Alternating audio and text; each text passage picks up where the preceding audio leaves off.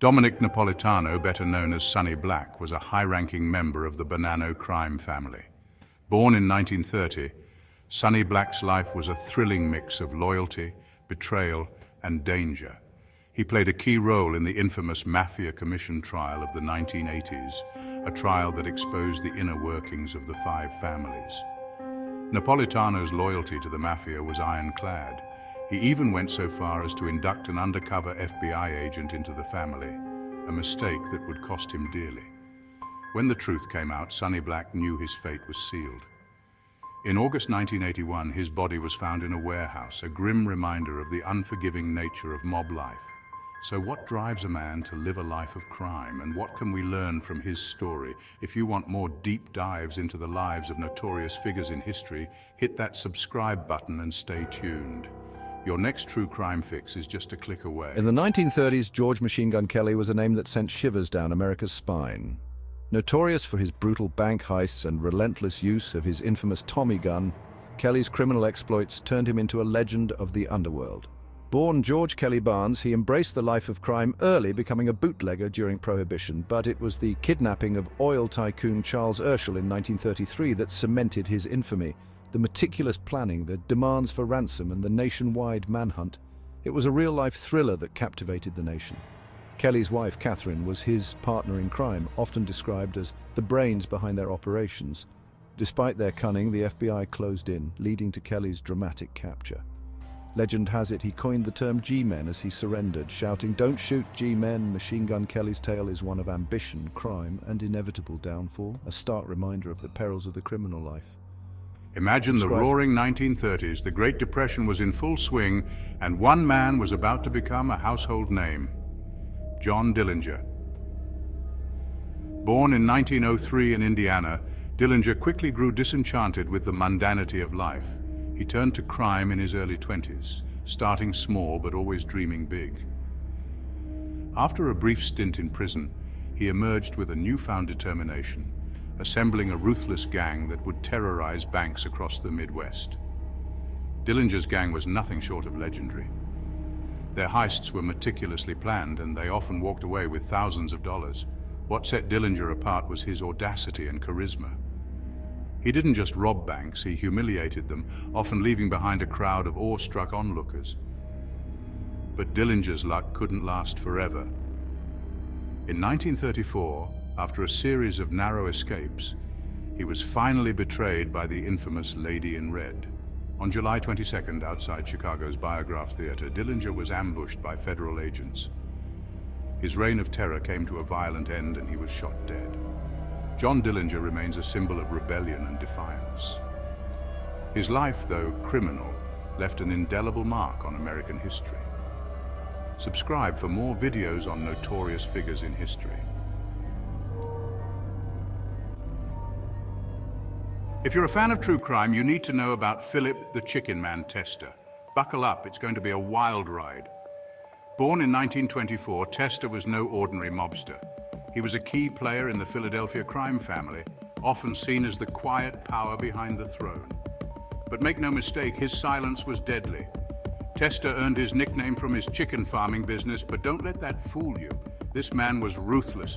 He climbed the ranks with a mixture of cunning, loyalty, and sheer brutality.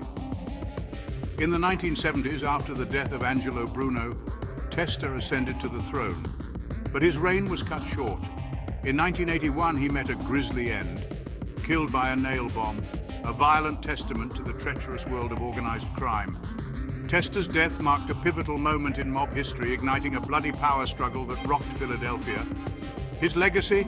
A chilling reminder that in the world of crime, trust no one. Curious for more tales of notorious figures? Hit that subscribe button and dive deeper into the shadows of history. Until next time, stay curious, stay safe. Are you ready to dive into the shadows of history and meet the kingpin who ruled from the shadows? Fat Tony Salerno. The name itself sends shivers down the spine of those who remember. Born in East Harlem, New York in 1911, Salerno rose through the ranks to become the boss of the Genovese crime family, but unlike his counterparts, Fat Tony preferred to keep a low profile. Salerno was a mastermind of organized crime operating multi-million-dollar rackets in gambling, loan sharking, and construction. Despite his nonchalant demeanor, he was ruthless. In 1986, his empire came crashing down when he was sentenced to 100 years in prison under the RICO Act. His arrest revealed the dark underbelly of the mob, exposing the intricate web of corruption that gripped New York City. Yet to this day, many of his secrets remain buried. Want more tales of notorious figures in history?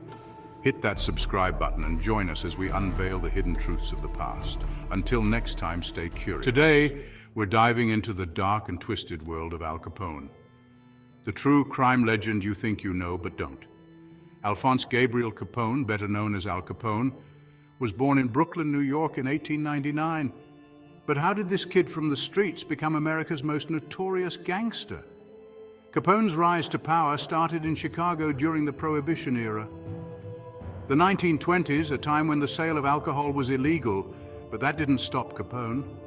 Instead, he saw it as an opportunity. He became the kingpin of the Chicago outfit, a massive crime syndicate that made millions through bootlegging, gambling, and other illicit activities. But Capone wasn't just any criminal. He was smart, ruthless, and had a knack for dodging the law. He used bribery and intimidation to keep the police and judges in his pocket. And if anyone dared to cross him, they were met with brutal violence. The St. Valentine's Day Massacre in 1929, where 7 members of a rival gang were gunned down in broad daylight, is perhaps the most infamous example of his ruthlessness. Yet despite his violent ways, Capone was also seen as a modern-day Robin Hood by some. He opened soup kitchens during the Great Depression, giving food to the poor and needy. This duality made him a complex and fascinating figure, a villain to some, a hero to others. However, Capone's empire began to crumble when the federal government took notice. They couldn't nail him for his violent crimes, but they found a way to take him down through his finances.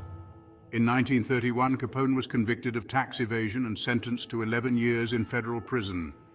He served time in Alcatraz, the infamous island prison, where his health deteriorated rapidly. By the time he was released in 1939, Capone was a shadow of his former self. He spent his final years in Miami, suffering from the effects of syphilis, and died in 1947 at the age of 48. But his legacy lives on in movies, books, and the collective imagination of true crime enthusiasts like you. So, what do you think? Was Al Capone a criminal mastermind or a misunderstood anti-hero? Let me know in the comments below. And if you enjoyed this deep dive into the life of Al Capone, don't forget to like, subscribe, and hit that notification bell for more videos on notorious figures in history. Welcome to the world of mobster Sonny Franzese, known as the most stand-up guy in mob history. Franzese famously said, "Jesus suffered, and he didn't squeal on nobody." His criminal career spanned nearly a century.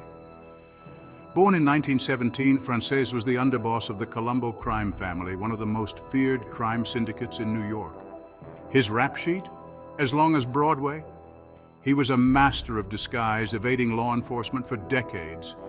In the 1960s, he was famously involved in extortion, loan sharking, and even had his hands in the music industry. Rumors say he had a piece of the action in the iconic film The Godfather.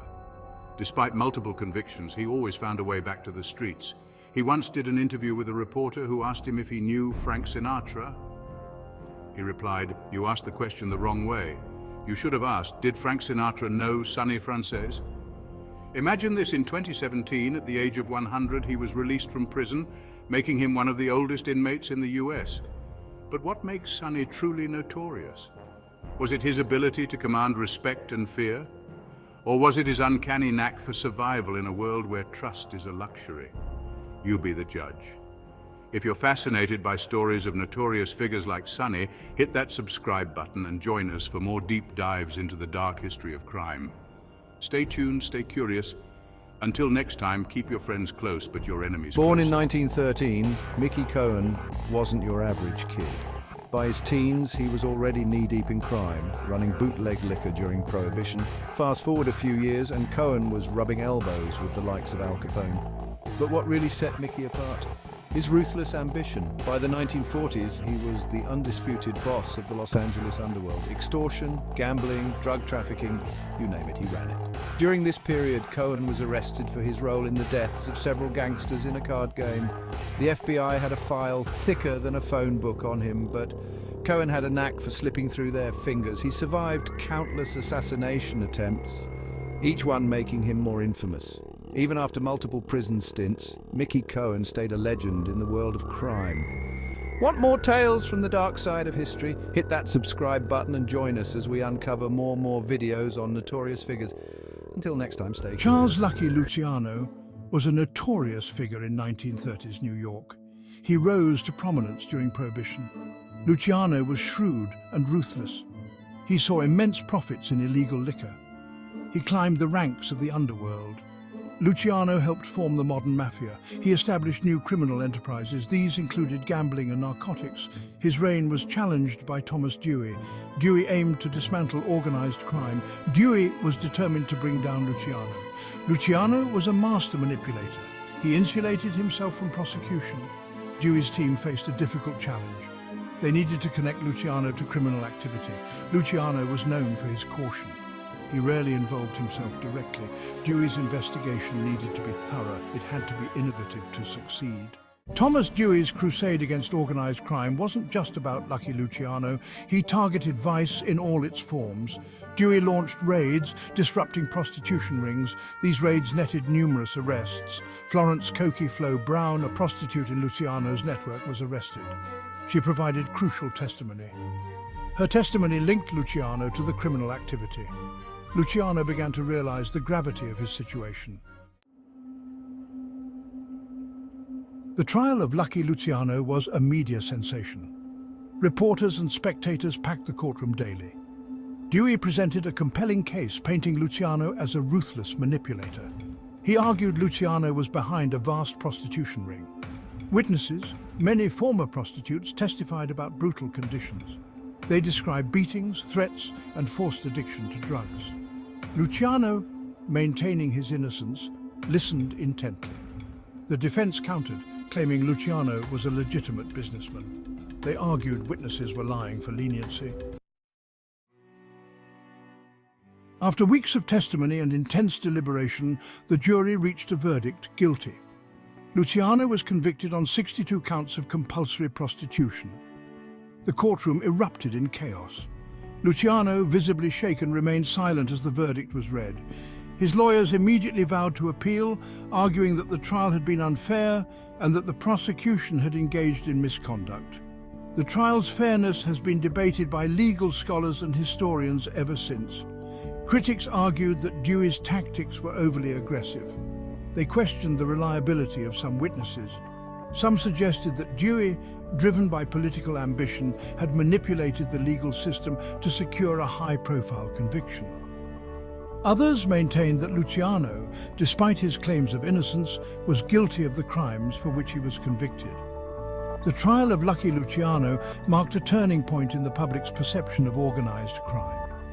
It exposed the brutal realities of the prostitution racket and the exploitation that fueled it.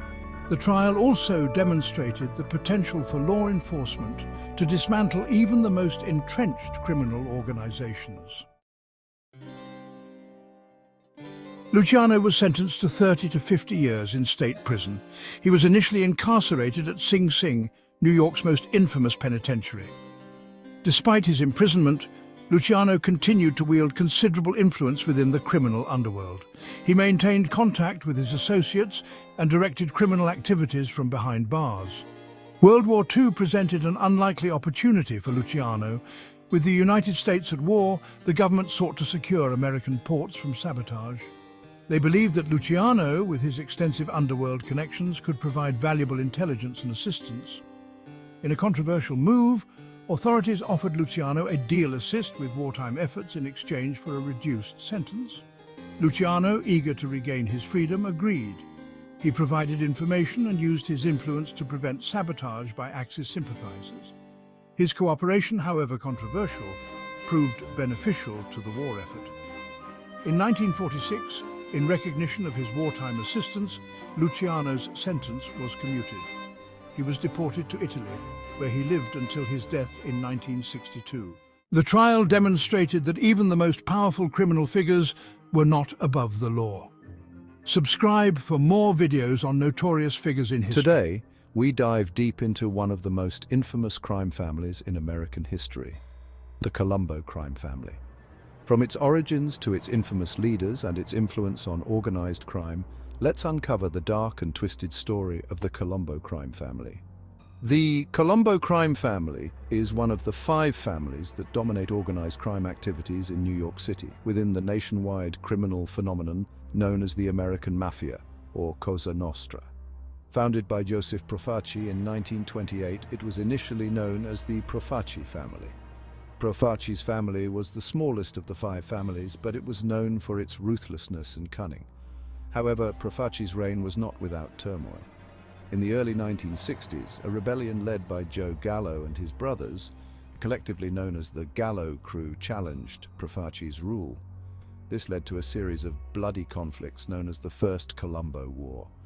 The war ended with the Gallo brothers being imprisoned, but the seeds of discord had been sown. After Profaci's death in 1962, Joseph Colombo took control, and the family was renamed in his honor. Colombo sought to modernize the family's operations and even founded the Italian-American Civil Rights League to combat negative stereotypes. However, Colombo's public advocacy attracted unwanted law enforcement attention. In 1971, Colombo was shot during a rally and left in a coma, triggering another power struggle within the family. This led to the Second Colombo War, a brutal conflict between rival factions within the family that lasted until the mid-1970s. The family regained some stability under the leadership of Carmine Persico, also known as the Snake. Persico's reign saw the family involved in various criminal enterprises, from racketeering to extortion. However, Persico's long-term imprisonment in the 1980s and 1990s led to further instability. In the 2000s, the Colombo family's power waned due to internal strife and relentless law enforcement pressure. Today, although significantly weakened, the Colombo crime family remains a presence in the underworld. Subscribe for more videos on the Bonanno crime family, a notorious name in American organized crime, still operates today in the shadows of the underworld. Only a modern new version. Their code of silence, omerta, ensured loyalty and discretion, shielding their enterprise from law enforcement. In the early days, Patriarch Cesare Bonanno sought new opportunities in America. In New York City, he saw a fertile ground for their shady criminal ambitions. The Bonannos arrived in New York City in the early 20th century, seeking new opportunities. The Bonannos quickly established themselves, leveraging Sicilian connections and ruthless tactics. Their operations focused on extortion, illegal gambling, and loan sharking. They forged alliances with other mafia families like the Gambino, Genovese, Lucchese, and Colombo organizations. This era marked the Bonanno family's ascent to prominence in the American underworld. Under Joe Bonanno, sometimes referred to as Joe Bananas, the family experienced unprecedented growth and influence, becoming one of the most powerful and brutal mafia families in America. He invested in legitimate businesses and cultivated ties with corrupt officials. Joe Bananas ruled with an iron fist, demanding loyalty and obedience. His reign marked the pinnacle of the Bonanno family's power. Internal strife and betrayal plagued the Bonanno family, leading to the Bonanno War. In the early 1960s, a power struggle erupted between Joseph Bonanno and his underboss, Gaspar di Gregorio. Di Gregorio sought to seize control, sparking a bloody internal conflict. The Bonanno War was marked by murders, bombings, and attempted assassinations. The war weakened the family's standing within the Mafia Commission, leading to their expulsion. The Bonanno War left the Bonanno family vulnerable and deeply divided. Law enforcement intensified their investigations, employing aggressive tactics and cultivating informants. Joseph Pistone, undercover as Donnie Brasco, infiltrated the Bonannos in the 1970s. Pistone's 6 years undercover provided invaluable intelligence. The family was rocked by high-profile arrests and convictions, eroding their influence. Today, the Bonanno crime family is a shadow of its former self. Decades of law enforcement pressure, internal strife and defections have taken their toll. Their operations are now a fraction of their former criminal enterprises. The family's leadership is aging and lacks strategic vision. Mobsters like Anthony Indelicato, also known as Bruno or Whack Whack, a capo with the Bonannos. In 1979, Anthony Indelicato participated in the murder of Bonanno boss Carmine Galante. Whack Whack is set to be back on the streets after a long prison sentence. The Bonanno family's story is a cautionary tale of ambition, betrayal and the corrosive effects of power. Though weakened, the Bonannos remain a symbol of organized crime's enduring allure. Subscribe for more videos on notorious figures in history. Let's take a trip into the murky world of one of the most notorious mafia bosses, Carlo Gambino. Carlo Gambino, a name that evokes both fear and respect in the annals of crime history. Born in Sicily in 1902, he immigrated to America and rose through the ranks of organized crime, eventually becoming the head of the Gambino crime family. Known for his low profile and strategic mind, Gambino earned the moniker The Godfather long before the iconic movie was ever made. He was the master puppeteer, orchestrating crimes from extortion to murder, all while maintaining a facade of an unassuming gentleman. By the 1950s, Gambino had firmly entrenched himself as the most powerful mob boss in New York City. His influence extended beyond the underworld, seeping into politics, labor unions, and even law enforcement. But what made Carlo Gambino truly formidable wasn't just his ruthlessness. It was his uncanny ability to stay under the radar. Unlike his peers who basked in the limelight, Gambino preferred the shadows, making him almost untouchable by law enforcement. His reign continued until his death in 1976, leaving behind a legacy shrouded in mystery and intrigue. Carlo Gambino may be gone, but his legend lives on, a haunting reminder of the dark allure of power and secrecy. Subscribe for more videos on the most notorious figures in history. If your idea of a mob boss is all guns and violence, you're about to meet a rare exception. Angelo Bruno. Angelo Bruno, born in Sicily in 1910, became one of the most influential figures in the American Mafia. Nicknamed the Gentle Don, Bruno ruled Philadelphia's underworld from the late 1950s to the early 1980s. Unlike his ruthless counterparts, Bruno believed in negotiation and discretion. He avoided the bloody turf wars that characterized other mob families, favoring quiet dominance and strategic alliances. But make no mistake, his reign was anything but peaceful. Bruno's ability to maintain order through subtle intimidation and bribery made him a powerful yet enigmatic figure. His calm demeanor masked a man who controlled an empire with an iron fist wrapped in a velvet glove. Bruno's life came to a violent end in 1980. A stark contrast to his peacekeeping methods. His assassination sent shockwaves through the mafia world. In the underworld of the mafia, few notorious figures intrigue like Willie Moretti, also known as Willie Moore. Moretti was an Italian-American mobster who served as underboss of the Genovese crime family under Frank Costello. Willie Moretti wasn't just another gangster. This guy had style, power, and connections that reached all the way to the White House. Born in Italy, Moretti made his way to America and became a key player in the notorious Genovese crime family. He had a reputation for being charming yet ruthless, balancing respect and fear with a unique flair. Moretti's influence even touched the entertainment industry. Legend has it he helped jumpstart Frank Sinatra's career. But life in the mob isn't all glitz and glamour. In the end, Moretti's loose lips during the Kefauver hearings made him a liability. A tragic turn led to his demise in 1951, silenced forever by his own allies. Intrigued by the shadowy world of notorious figures? Hit that subscribe button and dive deeper into the lives of history's most infamous characters. You won't want to miss what's coming next. None dared to cross the path of Anthony Gaspipe Casso. His name was synonymous with terror and brutality among the ranks of the New York Mafia. Born into a world of violence, Anthony Casso rose swiftly through the ranks of the Lucchese crime family. His cunning and ruthlessness made him a fearsome enforcer. But it was his relationship with the infamous John Gotti and Sammy the Bull Gravano that showcased his true nature.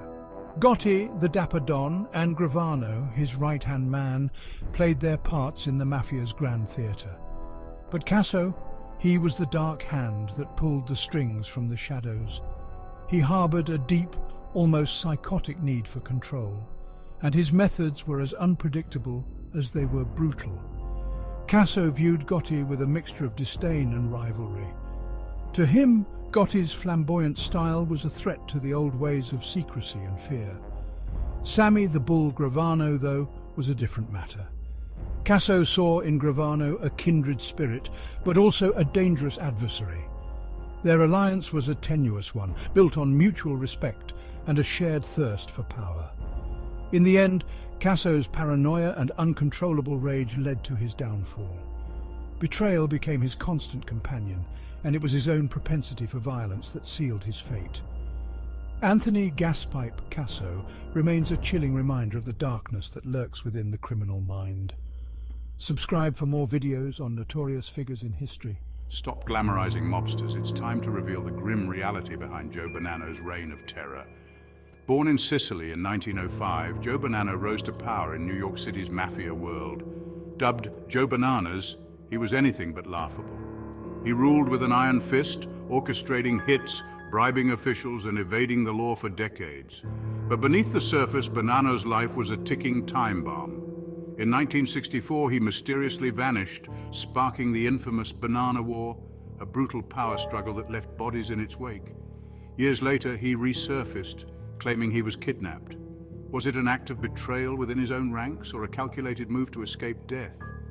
Joe Bonanno's legacy is a haunting reminder of the dark allure of power and the high price it demands. His story is a web of deceit, violence, and survival. So do you want to dive deeper into the shadows of notorious figures? Hit subscribe and join us as we unveil more dark secrets, one chilling tale at a time. Did you ever hear about Joey Gallo, the Mafia's wild card? Born in Brooklyn, New York in 1929, Joey Gallo wasn't just any mobster. Oh no, he was the kind that stories are written about, known as Crazy Joe. He lived up to his name with his unpredictable, wild behavior. Joey wasn't just muscle, he had brains too. He read philosophy, rubbed elbows with celebrities, and even ordered a hit on his own boss, Albert Anastasia. That's not your everyday gangster move, folks. In the 1960s, he spent 10 years behind bars. But prison couldn't cage his ambition. He came out swinging, ready to challenge the old mafia order. Joey Gallo was the rebel with a cause, and he didn't care who he upset. He celebrated his 43rd birthday at Umberto's Clam House in Little Italy, but his party was cut short. In a dramatic shootout, Crazy Joe's wild ride came to a bloody end. Was it the mafia, or just bad luck? The truth remains shrouded in shadows.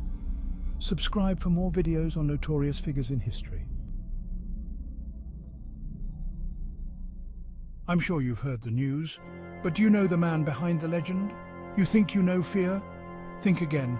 Joey Dracula Guglielmo, a name that sends chills down the spine of anyone who dares to remember. In the shadowy underworld of the 1980s, this man ruled with an iron fist and a thirst for blood, literally. Born into a life of crime, Joey's transformation into Dracula wasn't overnight. He earned his nickname through a series of gruesome acts that even seasoned criminals found hard to stomach. From extortion to murder, his reign of terror was unmatched. But what drove him to such darkness? Many say it was a twisted sense of loyalty to his mob family. Others believe it was sheer madness. Whatever the reason, his legacy is etched in blood. Stories of his heinous deeds still haunt the alleys he once prowled. Want to dive deeper into the chilling tales of Joey Dracula Guglielmo? Hit that subscribe button for more spine-tingling stories of notorious figures in history. You won't want to miss what's coming next. I'm sure you've heard the news. But have you heard the story of Salvatore Maranzano? Buckle up, because this one's wild. Born in Sicily in 1886, Maranzano was a man of ambition. He immigrated to the US and quickly rose through the ranks of the New York Mafia. By 1930, he claimed the title of Boss of Bosses after a bloody power struggle known as the Castellamarese War. Maranzano's reign was brief but brutal. He imposed order with an iron fist, creating a strict hierarchy within the mafia. But power has a price. His authoritarian style and ambition made him many enemies, including a young upstart named Charles "Lucky" Luciano.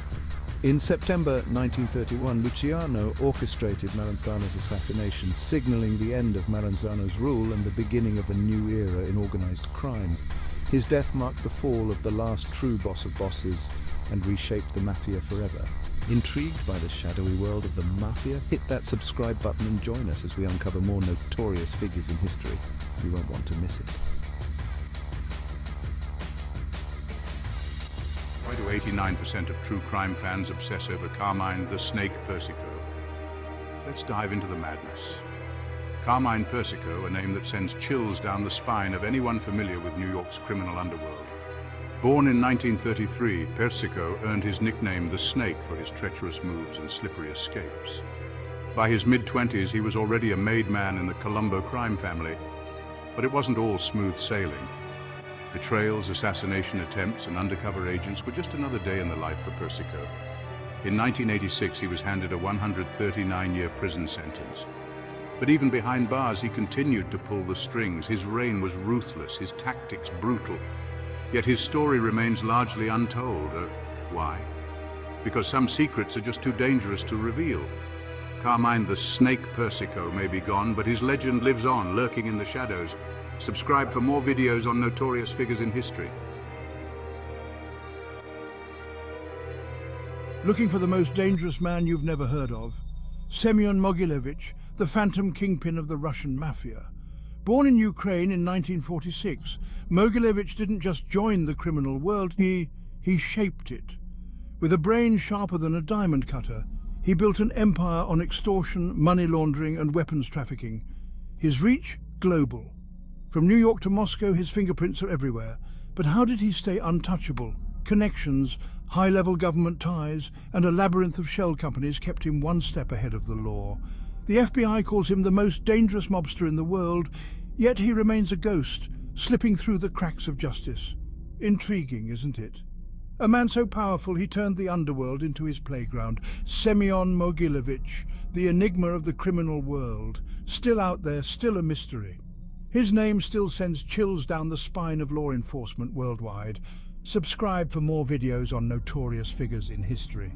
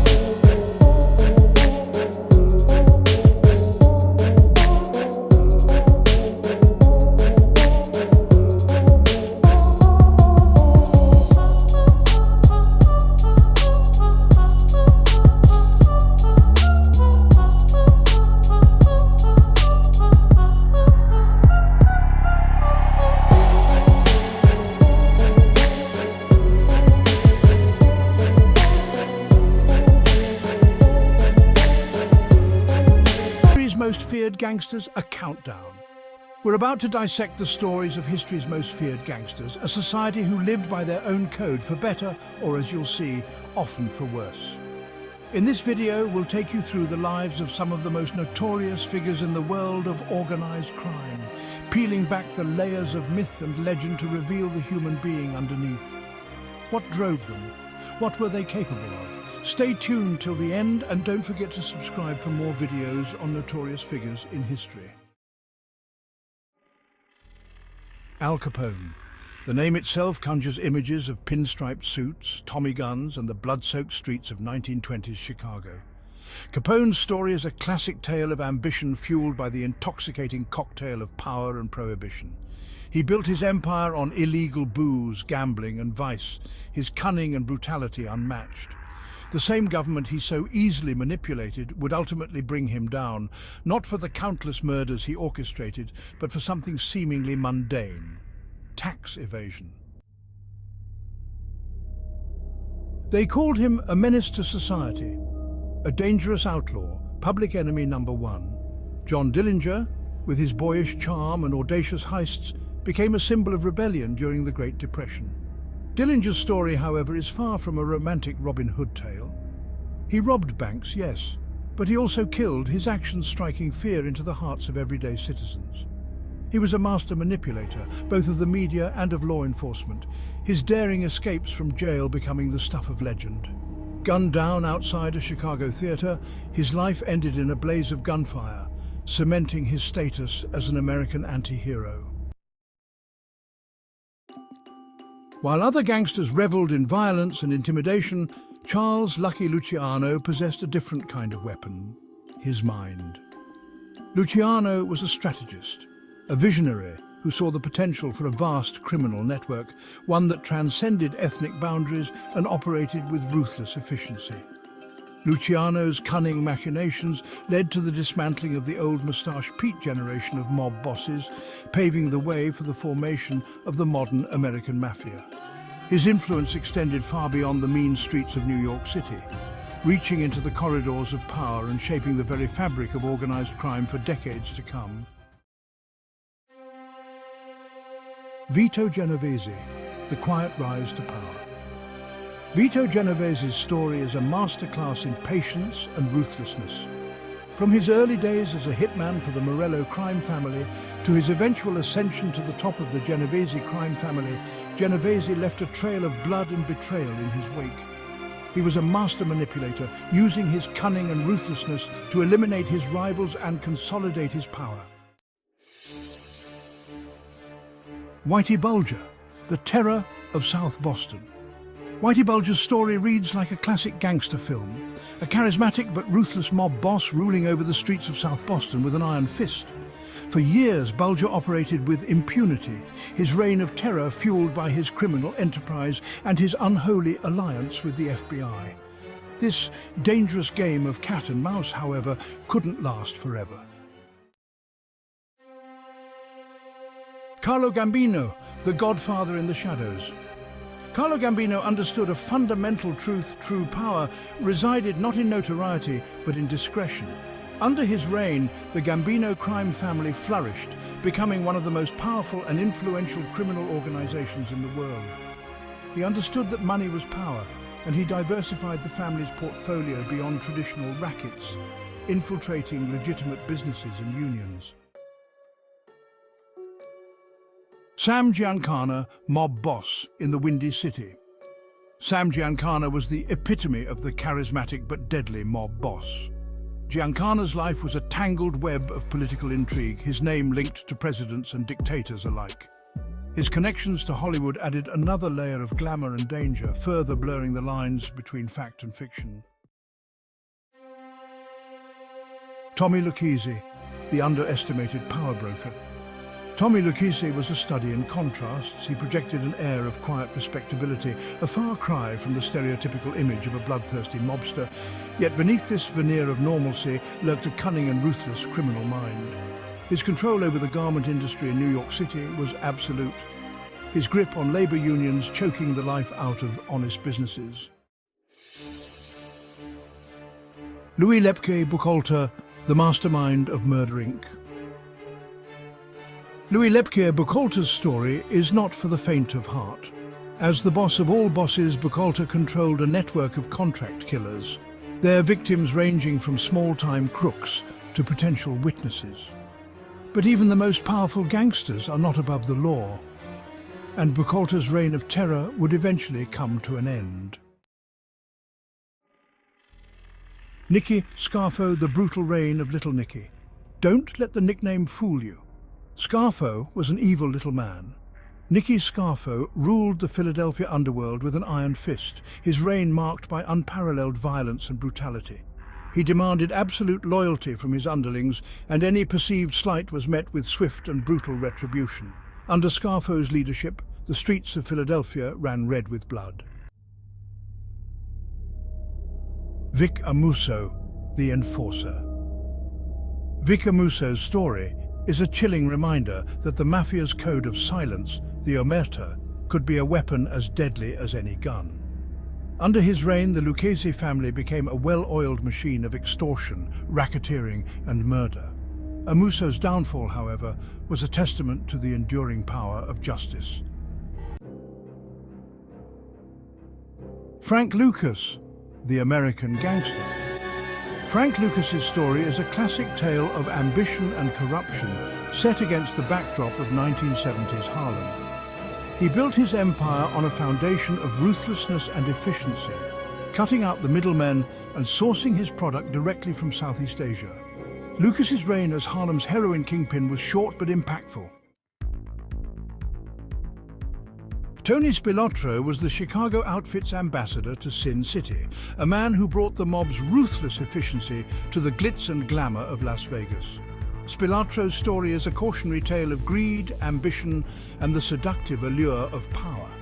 But Spilotro's reign of terror would eventually catch up with him.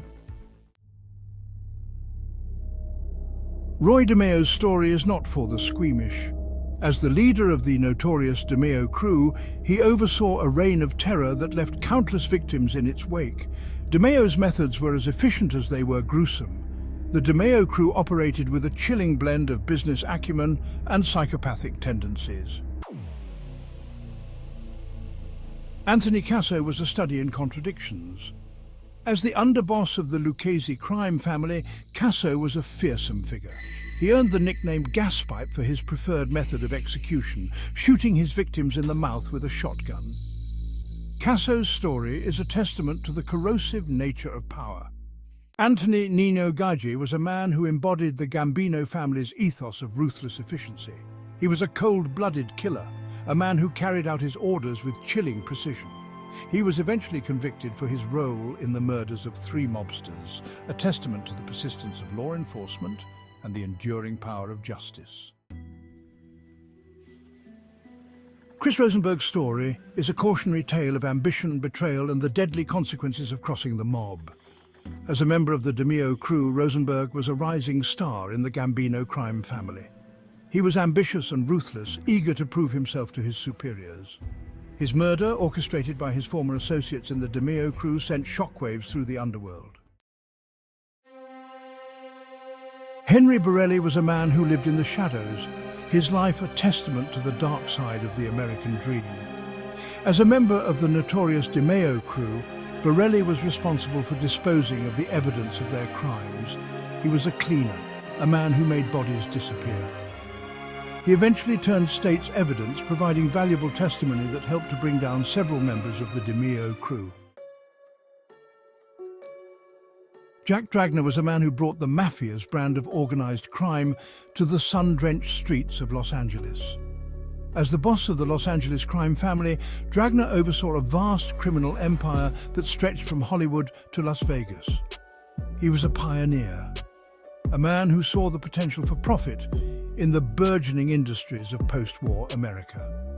His reign of terror would eventually come to an end, but not before he left an indelible mark on the landscape of organized crime. Bumpy Johnson's story is a complex tapestry of crime, politics, and social change. He was a product of his environment, a man who rose from the poverty and violence of Harlem to become one of the most powerful figures in the neighborhood's history. Johnson was a shrewd businessman, a master strategist who understood the importance of cultivating relationships with both the powerful and the downtrodden. Subscribe for more videos on notorious figures in history. Also, if you love our content and want to support the channel, pick up a Notorious Figures t-shirt. The link is in the description below. Until next time.